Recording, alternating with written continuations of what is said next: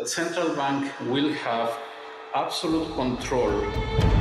Who masters those technologies in some way will be the master of the world. Complete control. That's what it's always been about. Social reset, economic reset, political reset. Dystopian scenarios are not a fatality. Now, throughout the course of this investigation, we have encountered a secret organization that controls 95% of the world's GDP, and today we pull back the curtain on the elites to find out exactly what their plan is. I'm about to expose the secret organization and tell you exactly how they plan to take control of you and 100% of the world's GDP because, well, 95% wasn't high enough. And most importantly, I'm going to take you back to the very book that started this entire dystopian initiative they call the Great Reset. Now, in the first episode, we uncovered how the wheels of globalism began to turn decades ago. And we also found out exactly how the elites profit off of chaos and crisis. In the last episode, I showed you who helped the WEF achieve their aims, who their corporate partners are, and just how powerful and all-encompassing their agenda is. So in the final episode of this investigation, I am pulling back the curtain completely. I'll show you exactly what Klaus Schwab plans on in the Great Reset and what my half-year-long research uncovered as its final conclusion. And once we've gone through every detail of their nefarious plan, I will tell you exactly what you need to do in order to protect yourself, as well as your loved ones. As the saying goes, you have to know the rules in order to break them. So with no further ado, welcome to the third and final episode of The Reset. So let's go back to where this all started. This book right here, C19, The Great Reset by none other than Klaus Schwab. And I quote, "History shows that epidemics have been the great resetter of countries' economic and social fabric. Why should it be different with C19, Schwab writes. That's the name of the game. Find or create a crisis and exploit the living hell out of it. We saw that all through the 1900s during episode 1, and it's no different today. So with that in mind, it's awfully convenient that this book was released in July of 2020. I mean, great timing for a 280-page book to come out just a few months after C19 started and the whole world locked down. I mean, of course, I'm not suggesting that they began writing this book before the crisis because that would get me canceled. But just so you know, the World Economic Forum did have a marketing push for all the exact same ideas 4 years prior, branded as the Fourth Industrial Revolution, which is also the title of another one of Schwab's books, which didn't quite create the impact that they were hoping for. So when the next big crisis rolled around, that was their opportunity to push the exact same ideas again, merely repackaged as the Great Reset. And all of this leads to the puppet master's ultimate mass control plan. And let's get into what this plan is. And there are 3 major steps to it: macro reset, micro reset, and individual reset. And I'm not coming up with any of these, by the way. This comes directly from Schwab himself on his Great Reset book. So let's begin with the macro reset. You see, in the subsection titled Economic Reset, Schwab details how a fragmented world like we used to have simply is not possible after C19. And there is only one answer: globalization. He writes about a pandemic as a complex adaptive system comprising many different components or pieces of information whose behavior is influenced by such variables as the roles of companies, economic policies, government intervention, healthcare politics, or national governance. So in plain English, a pandemic was the perfect time to unleash the forces of the World Economic Forum. And it gets worse. You see, Schwab has a subsection titled The Social Reset. And to be honest, I was just gonna paraphrase this, but I think you deserve to hear the words of the world leader himself. First and foremost, the post-pandemic era will usher in a period of massive wealth redistribution, from the rich to the poor and from capital to labor. Redistribution of wealth, I thought the World Economic Forum were liberal, not socialist. Or do they just want to redistribute the wealth to their cronies? Second, C19 is likely to sound the death knell of neoliberalism, a corpus of ideas and policies that can loosely be defined as favoring competition over solidarity, creative destruction over government intervention, and economic growth over social welfare. For a number of years, the neoliberal doctrine has been on the wane, with many commentators, business leaders, and policymakers increasingly denouncing its market fetishism, but C19 brought the coup de grace. So these two forces, massive redistribution on one hand and abandoning neoliberal policies on the other, will exert a defining impact on our society's organization, ranging from how inequalities could spur social unrest to the increasing role of governments and the redefinition of social contracts. One of the greatest lessons of the past 5 centuries in Europe and America is this: acute crises contribute to boosting the power of the state. To be honest, I think that speaks for itself. I mean, Schwab essentially says that C19 marks the end of the free market. The alternative? Corporatism. Or as Mussolini himself says, another word for fascism. A world where a few of Schwab's buddies own everything. And your only option is to abide by them. No more competition. Now, as I was reading through the book, one section in particular really caught my attention. A section titled The Risk of Dystopia, where Schwab actually goes on to write about the technocratic state. Now, if you don't know what that is, the argument he uses to support this idea sums it up pretty well. In fact, he uses the argument of a very famous author, Yuval Noah Harari, who's the author of Sapiens and Homo Deus. He writes, "Consider a hypothetical government that demands that every citizen wears a biometric bracelet that monitors body temperature and heart rate 24 hours a day. The resulting data is hoarded and analyzed by governments and algorithms. The algorithms will let you know that you are sick even before you know it, and they will also know where you have been and who you have met. The chains of infection could be drastically shortened and even cut altogether. Such a system could arguably stop the epidemic in its track within days." Now, I don't know about you, but that doesn't sound like a very good idea to me. Wearing a bracelet monitor and sharing all of your data with the government. Well, that's exactly what Schwab and his buddies are planning. Now, to be fair to Harari, he does also present the dangers of such a world, but something about him gave me a very ominous feeling. And after this entire investigation, I knew I needed to take a second look at him. And it wasn't long after that I found this. By hacking organisms, elites may gain the power to re-engineer the future of life itself. The end of the era of free will. That's what the puppet masters have in store for you, and they don't even try to hide it. I mean, perhaps Harari wasn't such a savory character after all. You see, that's what their plan is. To hack your brain using information and propaganda. These people don't think you're valuable. They see you as a product of their indoctrination. And you are below them. And Schwab concludes that section of the book by reassuring us that dystopian scenarios are not a fatality. So, don't worry, little slave, it's all gonna be okay because freedom isn't that important after all, is it? And here's one thing Schwab is very good at doing. Gaslighting the reader into believing that any rational objections to the reset are merely just irrational fears. He knows that when you first hear about this, you'll get creeped out a little. But he's very good at brainwashing people into believing that this is for their own good. Now here's where things start to really get concerning. Schwab ends the book by saying that the reset isn't done yet. So I had to figure out what was the missing part. And my investigation led me to the final stage of their plan, which will complete the reset and lead to a world where you'll have no choice but to be 100% under the puppet master's control. Own nothing and be happy is what they tell you. But of course, someone then has to own everything. The puppet masters.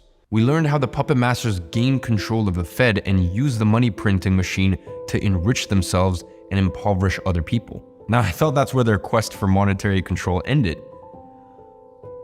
But I was wrong. You see, I uncovered how the puppet masters plan to control all the money, including the 130 trillion they've pledged to their cronies. CBDCs. Few inventions have symbolized and facilitated radical autonomy as much as money. Before money, if you had a system of bartering, meaning if you didn't have exactly what the other person wanted, well then, you were no good. The invention of a standard system of value allowed businesses to flourish and lifted millions of people out of poverty. You see, instead of needing an exact match of barter, you now just needed one customer. Really, money is the essence of liberty itself. Dostoevsky even coined liberty. You see, all through time, money has supported people's liberty until now. You see, in the last few years, we've seen two structural changes.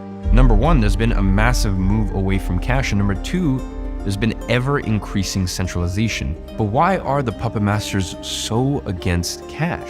Because cash is freedom. With cash, you have complete autonomy, and they have no control. You see, the move to a cashless society has been going on for a few decades now. And actually, as I was researching CBDCs, some really dire news broke.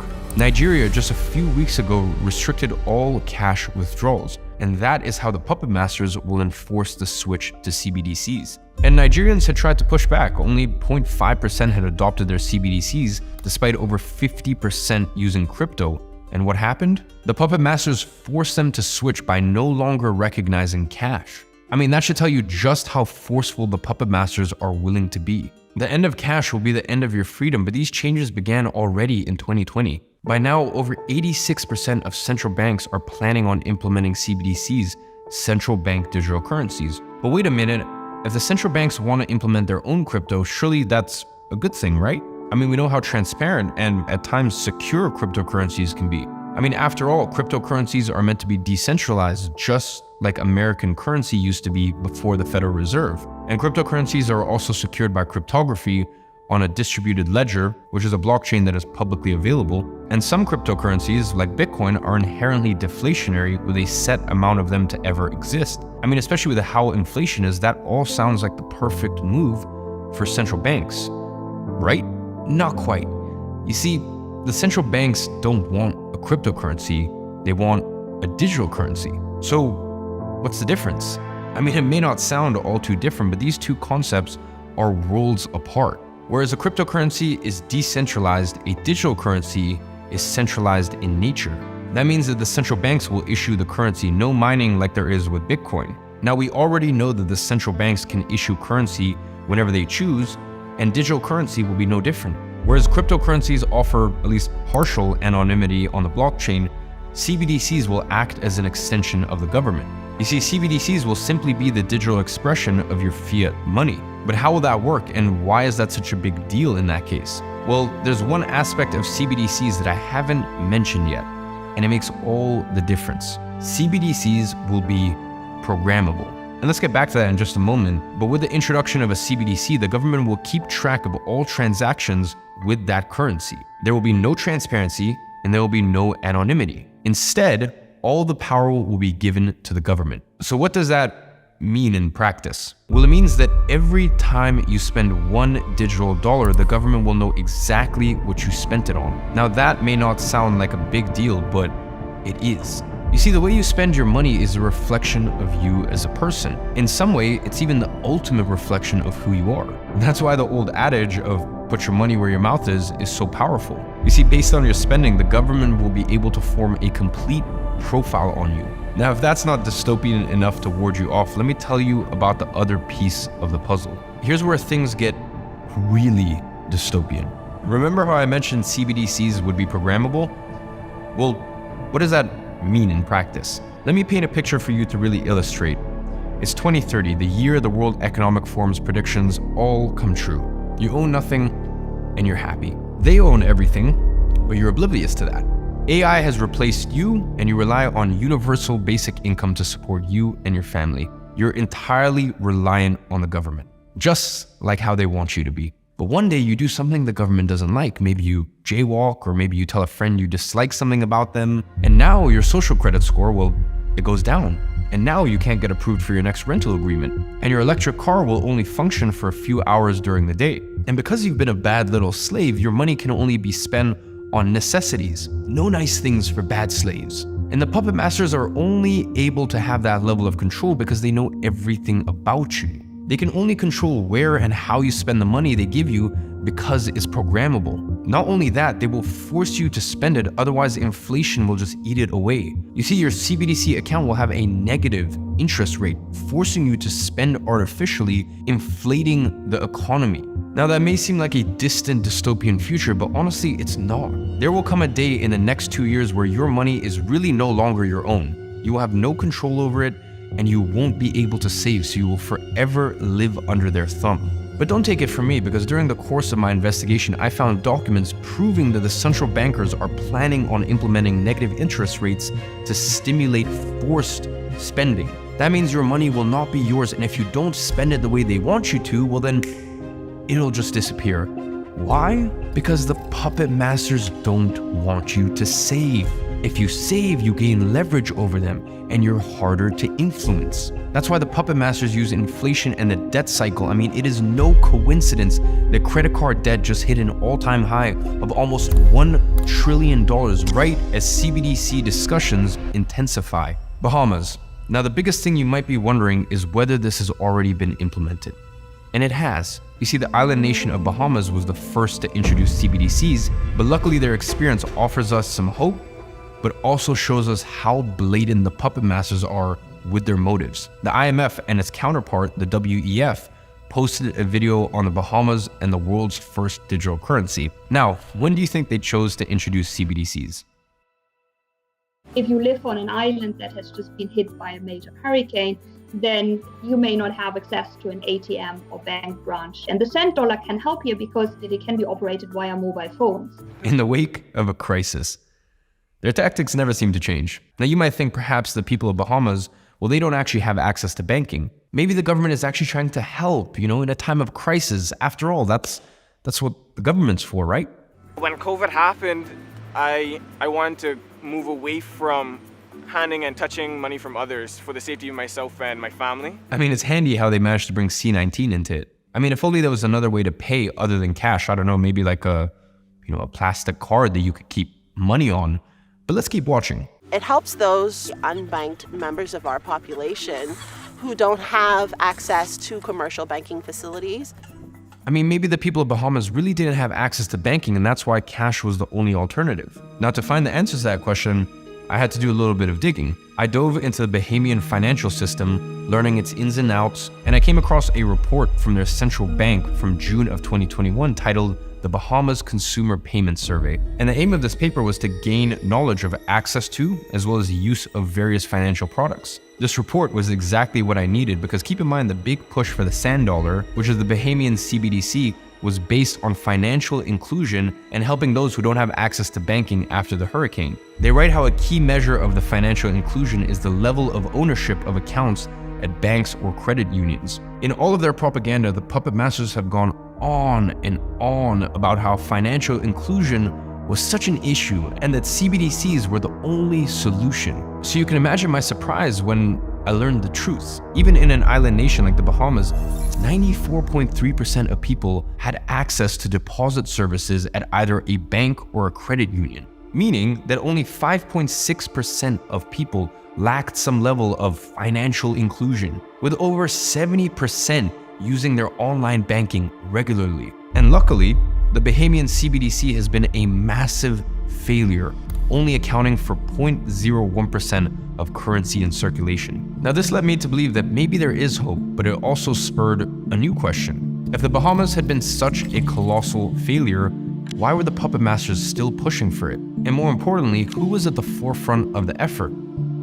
BIS. Remember earlier I mentioned that I found proof that the puppet master's plan was to implement negative interest rates in order to force you to spend, or rather, they want to take away your property rights to your money. Well, I found that buried in a 92-page report published by none other than the Bank of England. But before we get to that, we need to better understand how CBDCs work. Now, we already know what they're not. They're not a cryptocurrency. In fact, they're the very opposite of it. There's two types of CBDC designs: account-based CBDCs and token-based CBDCs. The former means that as an individual, you hold an account directly with the central bank, something that would normally be impossible because the central bank is the bank's bank. Now, as for the latter, the central bank would issue a tokenized CBDC that would be distributed through the existing banking systems. Now, economists throughout the world have written thousands of pages lauding how great CBDCs would be for the economy. But would they really? So I set out on a mission, as I do, to get to the bottom of this. I mean, to really find out if CBDCs were just a natural economic evolution of currency, or if there was something deeper going on. I plowed through literally hundreds of pages of reports from various central banks and NGOs, and as I was scouring the internet trying to find the truth, I was greeted by an organization I had encountered before. And that's when I was finally able to put the pieces together. This entire time, we've been focused on the policymakers and the executors, the World Economic Forum and BlackRock, but that's because I had made a mistake in my investigation. I thought back to the Kissinger quote. I knew how they were controlling the food and how they were using the energy, and I assumed the money aspect was uncovered as well. But after my discoveries with CBDCs, I was proven wrong. The plot for controlling your money was way worse than I had ever anticipated, and the powers that be were even more powerful. You see, the World Economic Forum makes the policy, and with their governmental and corporate partners, they enact it. But where does all that money come from? I mean, enacting all of their targets is expensive, so how do they do it? I mean, we know how the Fed facilitates BlackRock, but what about the rest of the world? You see, I thought CBDCs would be a phenomenon of each central bank, which is already bad, but the truth is far worse. You see, it wasn't just that each central bank was pushing CBDCs. They had been organized to the highest level. As if this couldn't get any crazier, introducing the Bank of International Settlements, which is the central bank of central banks, controlling 95% of global GDP. Every economically significant central bank in the world is a member. And that, ladies and gentlemen, is where money comes from, which is why it made perfect sense when I learned that they were the biggest organization pushing for CBDCs in combination with the IMF and their member central banks. So I continued reading all these working papers, and I became convinced that there was something larger going on with CBDCs, that this wasn't just some natural evolution of currency. You see, it was about nothing other than control, and it was a coordinated attack, not a bunch of isolated central banks. Don't believe me? Well, don't take my word for it. In a BIS report titled Ready, Steady, Go, they write, international policy coordination on CBDCs is set to intensify over the coming years. And that coordination is what allows puppet masters to gain such outrageous levels of control. In the next report from the BIS, titled The Future Monetary System, they write to discredit crypto.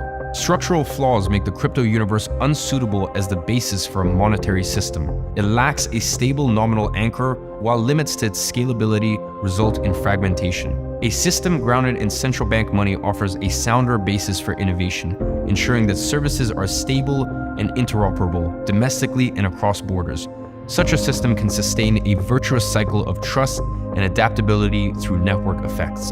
Funny, because our current payment systems were all developed by the private sector. New capabilities such as programmability, composability, and tokenizations are not the preserve of crypto, but can be built on top of central bank digital currencies, fast payment system, and associated data architectures. So they themselves are saying that CBDCs will be programmable. But that's not the end of it.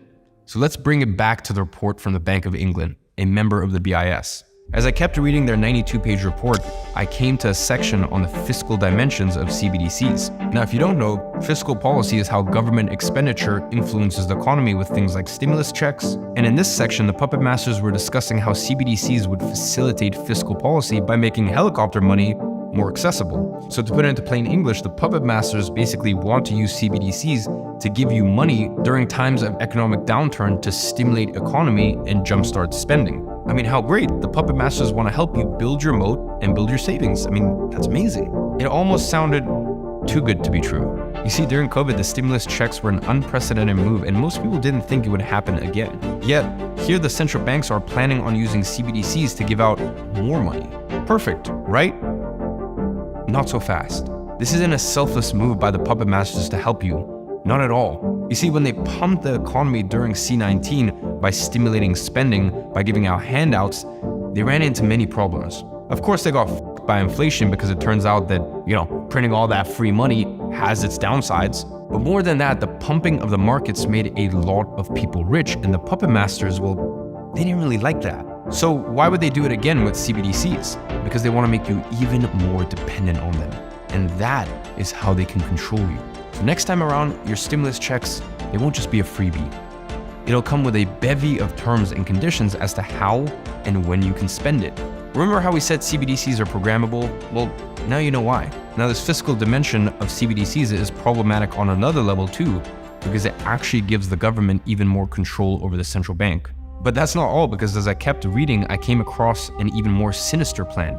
Amidst the praise of how CBDCs have no transaction costs and how much they're going to help the economy, there was a section on interest rates, and it started off quite neatly, describing how CBDCs could carry interest rates, much like bonds, as fiat currency is simply an IOU between you and the central banks. I mean, that sounds fair enough. But then I kept reading, and a real issue emerged. There it was. The central bank can control an additional policy instrument, in addition to the traditional policy interest rate, and that this policy instrument can be used in a counter-cyclical fashion that supports the policy rate. Now, at first that didn't really make much sense to me until I found another paper analyzing the Bank of England's paper, which said it as it was. Consequently, adjustments to the CBDC's interest rate would not be constrained by any effective lower bound. The interest-bearing design of CBDC and the obsolescence of paper currency would also contribute to greater macroeconomic stability because interest rate adjustments would no longer be constrained by any effective lower bound in response to severe adverse shocks. The CBDCs that you have in your account will carry interest. Now that's great when the interest rate is positive, but at the push of a button, the government will be able to turn those interest rates negative. That means that your money will literally deteriorate in value if you don't spend it. And that is how the puppet masters will keep you in a debt cycle forever, by making it impossible for you to save and by forcing you to be reliant on them. And what makes this so nefarious is that your money won't even be your money. Your property rights will be second to their monetary agenda. And as I continued reading into this, I stumbled upon a report from the Cato Institute, which really just paints the picture perfectly. At its core, this brave new world of monetary policy equates to the government saying that your money isn't really your money. Your property rights are subservient to the public good and the supposed necessity of managing the national economy. And that's exactly right. I mean, the BIS even say themselves that the future monetary system is a tree whose solid trunks is the central banks. However, the central bankers are wrong. As put by the Cato Institute, money itself is not a public good. The fact that its production has been increasingly encroached upon by the government does not make it a public good. And the fact that something called a CBDC even exists is owed only to payment innovations that occurred in the private market. The real danger in CBDCs is that there is no limit to the level of control that the government could exert over people if money is purely electronic and provided directly by the government. A CBDC would give federal officials full control over the money going into and coming out of every person's account. I mean, that should alarm you like nothing else. The government wants to treat you like you're stupid, telling you what you can and can't do with your money. And to make matters worse, this is already happening. I mean, just think back to what happened with the truckers in Canada. Things like that will become a daily occurrence once CBDCs are implemented. CBDCs are the final tool the puppet masters need to resume ultimate control over every part of your life. And that's why the most powerful organizations in the world are shoving it down your throat like there's no tomorrow, because once they succeed, you won't have any tomorrow worth living for. And if that scares you, good, because it should, because we are living through an unprecedented time. Everything the puppet masters have been plotting in the shadows for the last century has led them to this moment. The clock is about to strike midnight and time is running out, but it's not over yet.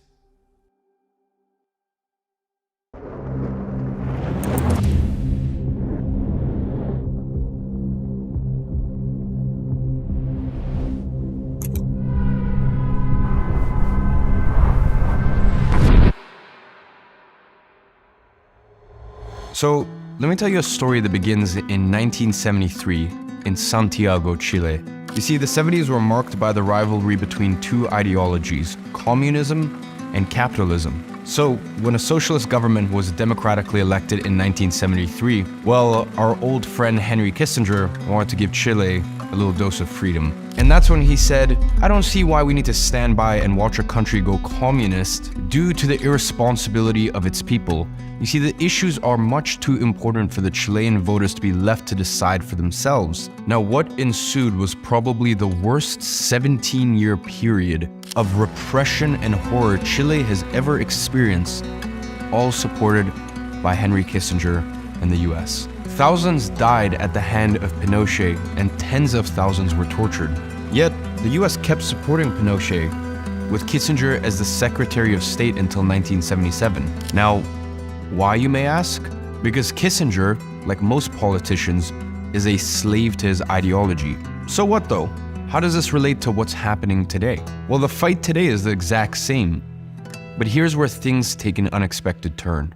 Do you know what finally ended Pinochet's regime? Well, one of the ways Pinochet's regime had kept such tight control throughout the years was by controlling the information. It's a classic tactic that's been used by every dictator since the dawn of time. And it's also the very same tactic being used by the media today.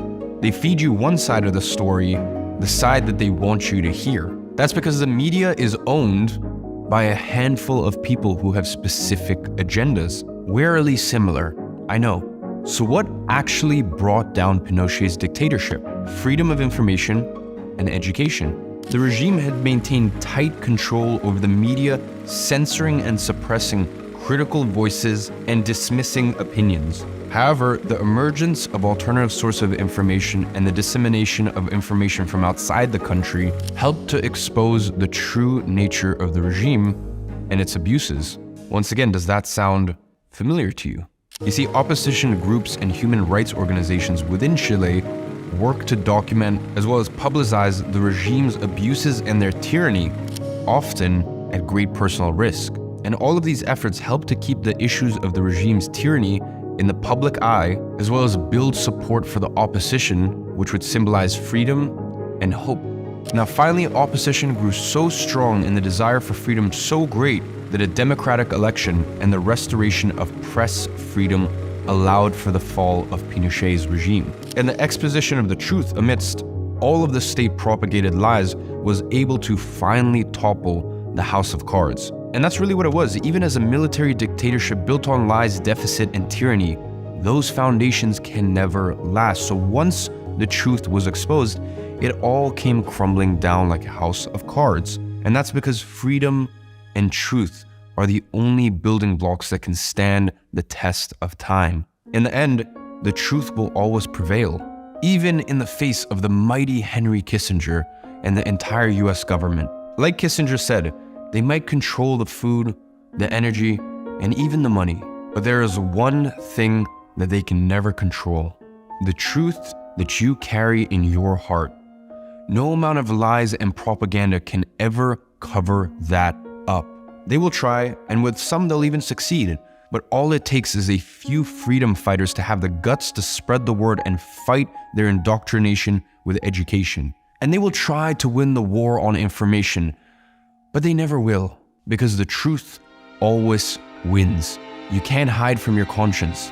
That's the story of every civilization and every battle. And as Washington said, truth always prevails where there is pain to bring it to light. Because in all the chaos and all the disorder, there is always a secret order if you dare to look for it. And you know what? I'm going to be extremely open and transparent with you. Truth is, I've been scared. I've been scared to truly risk it all. All the advice I've given you is all within the system. So sure, you can run away, but you can't run forever. You see, if we truly want to keep away this new world order, a few bank accounts and a few passports, it's not going to solve the problem. That, my friend, is the bad news. But the good news is that the ultimate solution is free. And of course, you still need the 3 freedoms in order to protect yourself and your family, but ultimately, none of that will matter if we keep ceding our liberty and our power as the people. I mean, Benjamin Franklin really said it best: "He who trades liberty for security deserves neither liberty nor security." And the real solution to the globalist encroachment has been staring us in the face this entire time. The puppet masters capitalize on fear and secrecy. They try to hack our minds with their propaganda and their information warfare. But the reason they need to do that in the first place is because they could never disclose the truth. The answer to the Great Reset lies in education. The most important thing you can do for yourself and for your freedom is to be aware and educated on what's really going on. Because at the end of the day, they can take everything away from you. They can take away your money, they can take away your passports, they could take away your business, and even your freedom. But they can never, ever take away your mind. It is only in truth that we are united. And that's why it isn't time for indoctrination. This is a fight for education. If every person on earth knew what was really going on, their plan would stop dead in its tracks. And at first I thought the best thing you could do was build a moat around yourself to ward off the masters of the universe for as long as possible. But that's simply not enough. You see, freedom of information and education brought down the mighty Pinochet as it did with every other authoritarian scumbag. So tell your family and tell your friends, because slowly but surely the truth will prevail. And just remember this: education is a better safeguard of liberty than a standing army. So my friend, don't be discouraged. Be enlightened. And with that, my mission is completed, at whatever cost. These videos may get taken down, I may get a channel strike, and this will probably hurt my business. And you know what? Maybe even my relationships. But the truth is, I don't care. I, just like you, was put on this earth with a mission. And my mission gives me purpose. It gives me light in the darkness of mere being. So, let us go down in history, not as the Great Reset, but as the Great Escape. Escape from their iron grip by the way of education and the truth. And with that being said, thank you for watching. And I'll see you on the right side of history. The side of honor and truth, because no matter what, God protects those who act in truth and honor and punishes those who break the codes of honor. And with that, my friend, welcome to the Great Escape.